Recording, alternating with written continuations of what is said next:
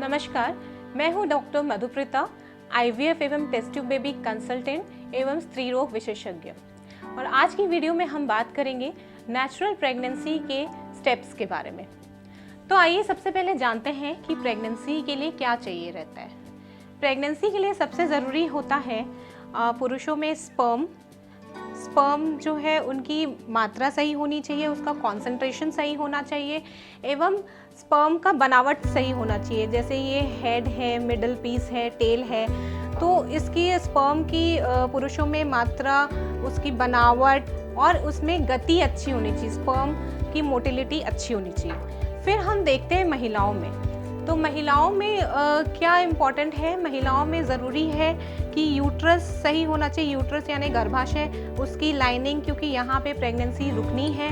फिर ये fallopian tube जो अंडाशय को यूट्रस से कनेक्ट करता है, ये फैलोपियन ट्यूब या पाइप सही होनी चाहिए और अंडाशय में अंडा प्रॉपर तरीके से बनना चाहिए।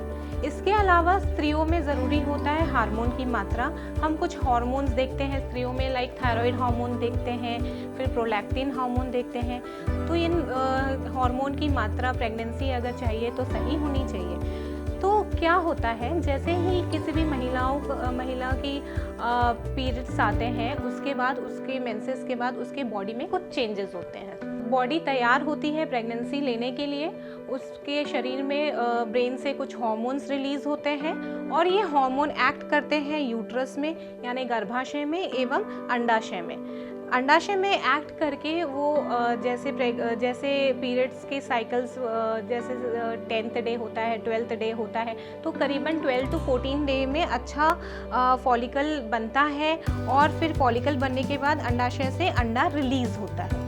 अंडाशय से अंडा रिलीज होके फैलोपियन ट्यूब अंडा को लेके जाती है यहाँ फैलोपियन ट्यूब में।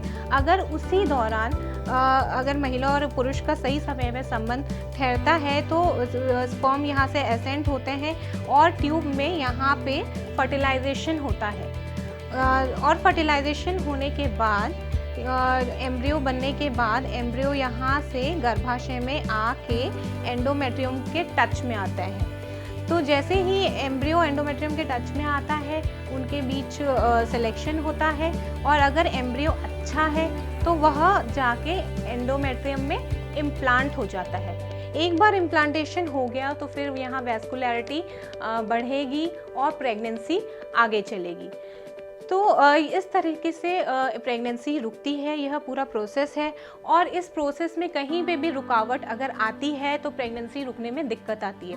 अगर पुरुषों में स्पर्म की मात्रा कम है, उसकी मोटिलिटी अच्छी नहीं है, गतिपूर्ण नहीं है स्पर्म, या स्पर्म में बनावट की प्रॉब्लम है, तो हो सकता है कुछ स्पर्म में डिफेक्ट हो जिसके वजह से प्रेगनेंसी नहीं आ रही है, या हो सकता है कि आपके फैलोपियन ट्यूब्स ब्लॉक हो जिसके वजह से स्पर्म अच्छा है, अंडा अच्छा है, बट वो दोनों आपस में मिल नहीं पा रहे। या फिर ऐसा भी हो सकता है जैसे PCOS के कंडीशन में कभी कभी अंडाशय से अंडा प्रॉपर नहीं बन पाता है, या अंडा बनने में कोई तकलीफ है, या यूट्रस में कहीं पे गठान है, कहीं पे पर्दा है, या कुछ प्रॉब्लम है एंडोमेट्रियम में जिसके वजह से यहाँ पे एम्ब्रियो इम्प्लांट नहीं हो पा रहा है। तो अगर आपकी शादी को 1 साल से अधिक हो गया और आपने ट्राई कर लिया है प्रेगनेंसी से 1 साल से अधिक, तो ज़रूर ही आप अपने डॉक्टर से कंसल्ट करिए, उनसे मिलिए, समझिए कि कहाँ पे रुकावट आ रही है, क्यों प्रेगनेंसी नहीं रुक रही है, और प्रॉपर टेस्ट के ज़रिए इसे फाइंड आउट किया जा सकता है। और अगर टारगेटेड ट्रीटमेंट लेते हैं